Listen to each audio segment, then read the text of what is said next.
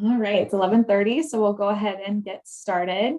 Thanks you all for joining us at the July Tech Talk. Today, we're joined again by ECT's Chief Information Officer, Eder Vicencio. Eric is going to take us through what to do when a cyber criminal strikes and tips to avoid any cybercrime in the future. This webinar will be 30 minutes. Should you have any questions throughout the webinar, just go ahead and pop them in the chat. And I'll be watching those and we'll be sure to answer them at the end of the webinar.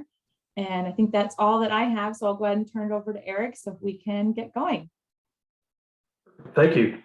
So let's talk about cybersecurity. We're really going to be talking about what happens in the event that you do click on something, something may be downloaded to your workstation, or ransomware attacks occur. I'll try not to scare you too much, but after this meeting, if you're not at a heightened alert, you might want to check your pulse, because this is happening pretty frequently. Here's my bio. Really bad picture of me. Don't have a beard. I don't know. Something needs to happen. I need to update this picture, I think. Cyber criminals would see this and be like, who is this person? All right. So like I said, what do you do when you're attacked? I'm not saying if you're attacked. I'm telling you when. It's only a matter of time at some point in either your professional career or in your personal life that an attacker will be successful. And you'll click on something. Not all these attacks are the exact same. So some of these steps will make sense for some of these types of attacks, but not all. Okay. There's some low-level attacks that you potentially wouldn't have to do the majority of these steps. So if you're in a business, you click on something, let's say you have a ransomware attack, what's the first things that you need to do? I always tell people, you have to document everything that happens. From anything that you can remember, write it down, piece of paper and a pen, take a photo. If it's a ransomware note that's on your desktop, any documentation that you can possibly come up with is going to really help you. If you're a business owner and you potentially are going to have a cyber liability insurance claim, it's going to be crucial for you to document your time, resources, if you have any rental fees, and loss of revenue, because your reimbursement that's going to come through your insurance company is going to need to have all of this documented, so then you can actually get a check at the end of it. I say rental fees. So a lot of people don't realize in a business scenario, if your computers are all encrypted and there needs to be an investigation, you can't use that PC or that computer, that laptop, until the investigation is over. Okay, so you may need to go out and rent a piece of equipment to get you back up and functioning for the time that you're potentially down. So first couple of things: stay calm, document, and stay calm. Okay, there's no need to panic. This is exactly what these threat actors want you to do. You have time. Most of the time, if it's a ransomware attack, you're probably going to be, it's going to be pretty painful for about a month. That's how long it's going to take to actually get everything up and running and actually back to where you were previously. So stay calm. You have to. Okay. One of your first calls should be to contact your IT department. The sooner the better. In a lot of these scenarios, if they can be stopped, any cyber criminal, if they can be stopped, the sooner you contact somebody and you talk to them, the better off you're going to be and the better off your organization is going to be. One of the first things that we tell people generally when we're contacted in any sort of scenario, good, bad, or indifferent, disconnect your computer from the internet. Okay, these threat actors generally rely on the internet, and as simply as unplugging your Comcast modem in the room that's warm and it's got all your equipment in it. Unplug the Comcast modem. Your computers can't reach out to the internet, and lots of times it'll slow down, if not stop, some of these attacks from happening. Okay. Another one of your first calls is going to be to your cyber insurance company.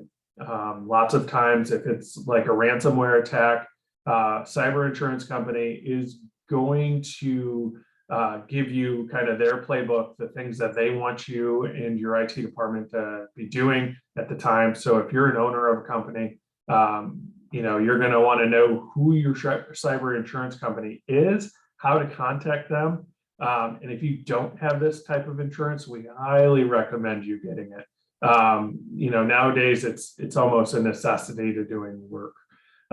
If you are an employee in a company, at least knowing who your first contact is. If it's not, maybe you don't have on-staff IT, knowing who you should be contacting right off the bat, it's a good idea. It's kind of like your plans for fire drills. You kind of have to have this exact same plan for your cyber threats when they come into your organization. Okay. So one of the first things that we always will ask you to do is isolate the infection. So if it's just one machine, let's say it's not a ransomware attack, maybe it's just malware, it's a virus, something's popped up on the computer. You can literally just take the measure of isolating that machine. So that way the organization can still run. Again, unplugging it from the internet, unplugging the network adapter, getting it off the Wi-Fi. And then, we will scan these things for threats. If you have a good antivirus, we'll talk about those in a minute. Lots of times they'll actually pop up. They'll be able to tell you how severe that threat is. And you just really have to make sure that you are taking measures to ensure that other machines are safe from that same threat. The last thing that you want is to take one of these threats lightly and then have it spread. They tend to worm around a little bit. So if you've ever had an event and you've had to contact IT, they probably told you to turn off the machine. That's actually becoming a thing of the past. We generally don't want you to turn it off because when you actually restart the machine, that's when the threats really hit. So we'll tell you to unplug it from the network or get off the Wi-Fi until a time where your IT department or your cybersecurity company can actually identify the threat and make sure that it's taken care of. So if you're hit with ransomware, there will generally always be a note. There's very few ransomwares out there that don't actually have a ransom note. That note is generally your hint on what type of ransomware it is. Virus scans can potentially even tell you what it is as well. There are some lesser threats that are easy to find and easy to remedy. Usually your virus scan will actually be able to clean those completely off your machine.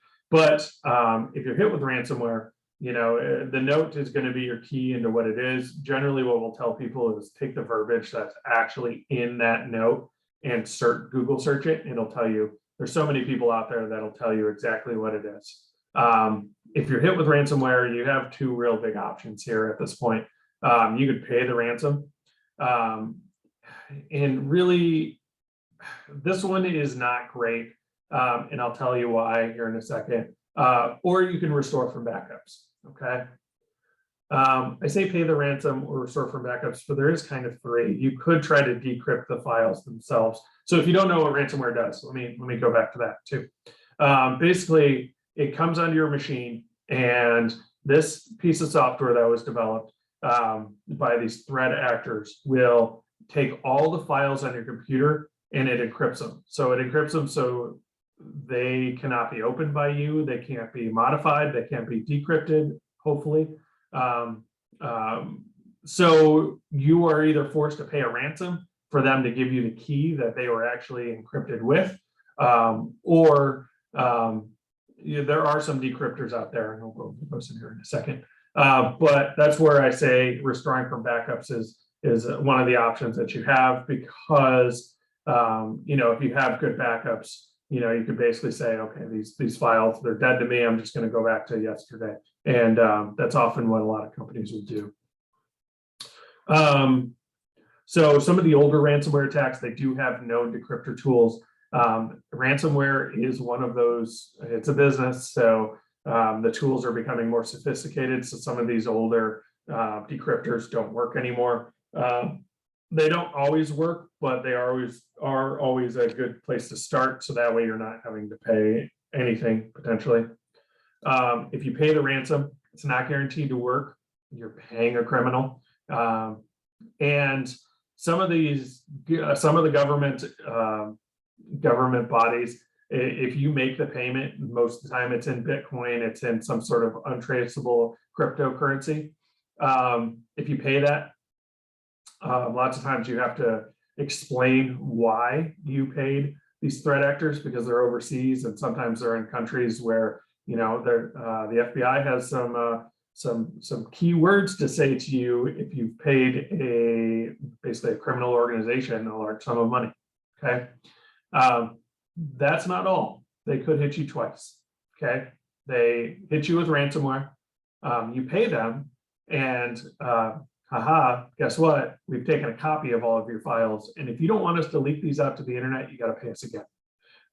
So think twice. Think twice before paying any sort of ransom to these cyber criminals. Okay. Restoring from backups.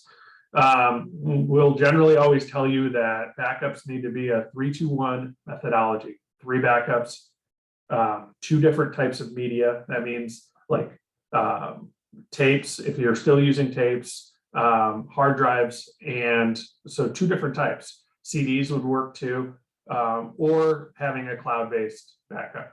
Okay, so having a hard drive and offsite cloud storage actually meets that criteria of 2 different media, and then 1 offsite. Always a recommendation. I prefer the cloud. If you are very against the cloud, maybe a safe deposit box, or at a home in a safe, something like that.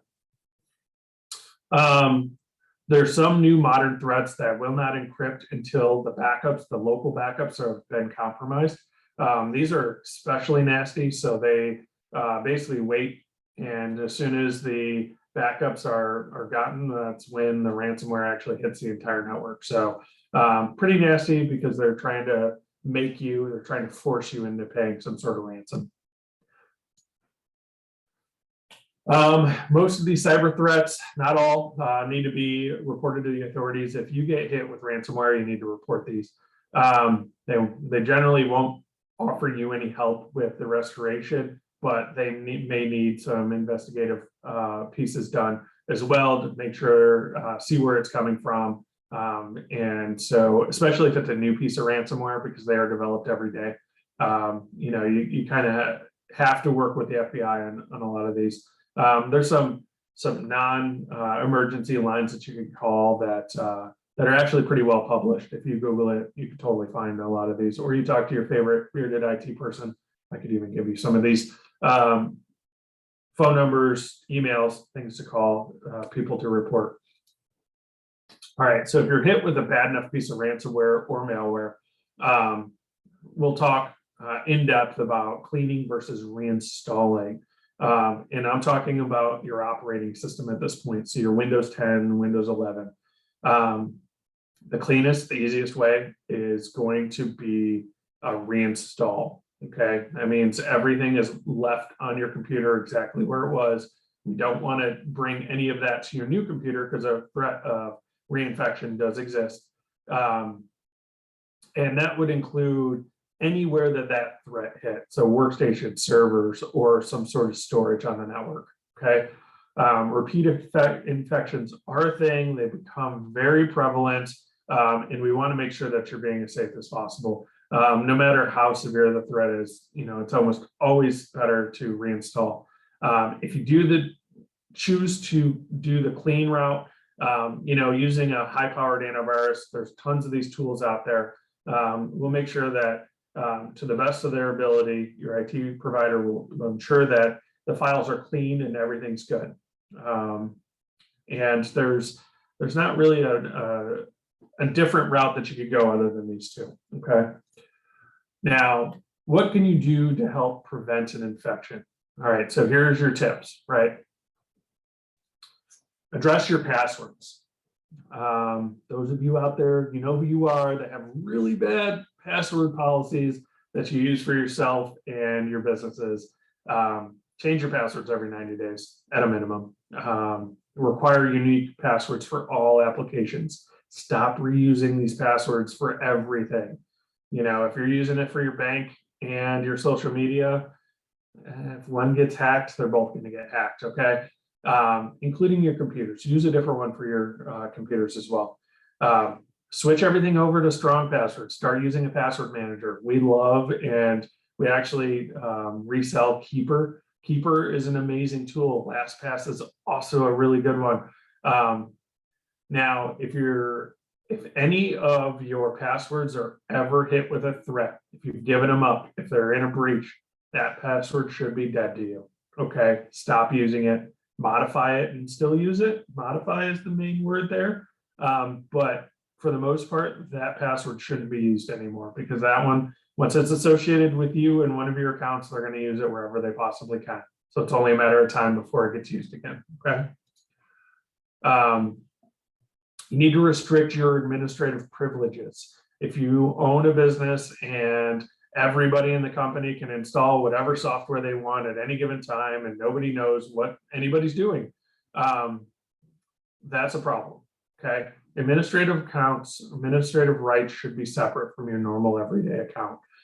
Maybe even consider, you know, setting up these separate administrative accounts for your employees if they do need to install things. It could be something that is extremely helpful in saving your environment, because there is that, you know, in accounting terms, separation of duties here. Okay, there are different people doing different things, and the administrative accounts are kind of treated that exact same way. This is something that's a bit newer. It's whitelisting applications. Basically, this is like an index of known good software that's allowed to be on your computer. This is something very techy, very nerdy. You're probably going to need somebody to my skill level to help you with this, but it can actually stop a threat right in its track. Okay, you define on the computer A, B, and C are okay. Anything else is not okay, and the computer just literally will not let that other application run. So it really helps save you. Okay, again, not the easiest thing to set up, but very, very much useful. Now, this one, I like to point out that patching Windows and third-party applications is crucial for stopping a breach. A lot of times you'll hear that Chrome has a bug, Firefox has a bug, Adobe's got something. A lot of these are really good at doing it all on their own or prompting you. Now, there's other programs, like if you use Sage or if you use QuickBooks. You all know who you are that use QuickBooks and haven't ever updated it. Okay, if you're using QuickBooks Desktop and you haven't updated it since you got it, might be time. And there's a useful life for QuickBooks Desktop. I don't know that this is talked about a lot, where QuickBooks stops patching things, and I think they won't patch anything from I think it's 17 now and earlier. So if you're still using QuickBooks 2005, guess what? It's vulnerable. You should be upgrading. And if you're using QuickBooks 2020, you should be taking the updates for that application too. I like to pick on QuickBooks because it'll tell you that updates are available, but it won't make you do it. Okay, you should just make it a point to always make sure that all of your applications are up to date. You got to watch out for those phished emails. I know I've talked about this a ton. If you've been on my tech talks, I talk about how much phished emails are clicked on, and they can just wreak havoc for the entire organization. Okay, if it looks like an urgent email, probably phished. If there's spelling mistakes, spoof domains, links in the emails, just don't trust that email. Don't click on these. It's probably the easiest way for an attacker to get into your organization. Provide your people, educate yourself on security awareness training, okay? If you do not have one of these and you're a small, mid-sized business owner, you need to have a cybersecurity awareness training program, okay? It's not hard, it's not expensive. It's something you just consider it a part of doing business at this point, because the last thing you want is one of your employees, or if you are the employee, last thing you want is to take down the entire organization for multiple days on something that could have been avoided. At a minimum, just train staff on how to identify phished emails. Super common. It's the most common attack that's out there nowadays. So just get this done. Use and implement multi-factor authentication, MFA. Basically, it's a second authentication method. I apologize. It's often a text message or app-based. I love the app-based ones. They're almost impossible to hack. MFA makes it extremely difficult for an attacker, and it will stop them. There's some new statistics that are out there that are being published that nearly all the attacks that have happened in the recent days the accounts have not been protected by multi-factor authentication. So what would be a good multi-factor authentication? We really like Duo. The Cisco Duo product, amazing product. Microsoft has their own, you could use that one. Google has their own as well, the Google Authenticator. But you want to make it as easy as possible for you, so it's not painful when you have to have that second method of authentication. So usually you'll enter in a password and then you have to put in some sort of code, 6-digit code. If you're using an app-based one, the codes roll. So it's really difficult for an attacker to even try to even come after one of those accounts. Some newer applications, you put in your username, you're prompted with your MFA token before they even give you to the password. So it's kind of that stop them dead in their tracks right away. You can do this on your computers as well and your emails. Highly recommend both of those, computers and emails, okay? Antivirus versus anti-malware, okay? Most of the time, these are combos. Make sure that it's commercial grade. If you're using it in a business, make sure that you're not buying a residential grade application. There is a difference. You pay a little bit more for the commercial grade, but you get additional tools. Ensure that these alerts are being monitored. I've run into a couple of scenarios where companies have approached us because they had an employee that was getting a notification that they had a virus. Employee just blew by that window and was like, "Man, that's fine. That's been there for years." But guess what? It wasn't okay. So they asked us, "Hey, do you have a product that you could monitor for us?" And nowadays they are our customer, right? They came to us so we could pay attention to it. So if there are any alerts, that we are taking care of it, being a little bit more proactive too. Every year, antivirus and anti-malware is being ranked. Pay attention. Where does your antivirus, anti-malware rank? If it's not in the top 3, might be time to look at changing, swapping it out, because these are really, as they're developed, they're getting either better or they're falling behind, and you want to make sure that you're not investing in a company that's falling behind. EDR. EDR is one of those new buzzwords that you'll hear quite a bit. It's the endpoint detection and response. Often it works with your antivirus. So some people will say, well, I have an EDR. Do I need antivirus? Depends on the EDR. If you can get an application that is like a bundle that includes EDR, it's your best case, because that way you're in one infrastructure. You're not having to worry about all these different apps. It also works with other tools that are monitoring your network. It's extremely data driven, but it's looking at this data and looking for things that are potentially risky, okay? And it will actually go through your network, go through your computers, and it will hunt for threats, okay? Versus antivirus, that's kind of like wearing a bulletproof vest, right? You're waiting for it to hit you. This is actually going out and looking for those threats and trying to stop them before they become a threat for you, okay? Website filtering, can't say enough about this. This is another one of those key things that we highly recommend. A managed web filter to ensure that websites are legitimate. Parked or redirected sites tend to be spoofed sites, just plain and simple. A parked site is maybe I bought a domain years ago and I didn't do anything with it. That would be a parked site. So basically it says, you know, I have something here, I own that website, but I don't have any data there.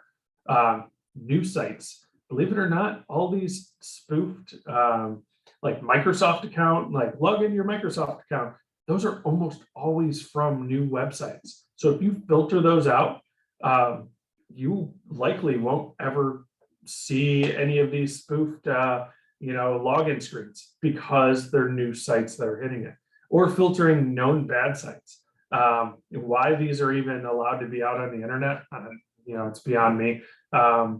If I could redesign it, I'd probably find a way to get around those, but making sure that your employees aren't going to these as well. Accidents happen, we know that. Backing up your data, that's probably the biggest one, and I'll actually leave you on this one. Make sure that your data is backed up, and make sure that the backup meets the need of the company. What do I mean by that?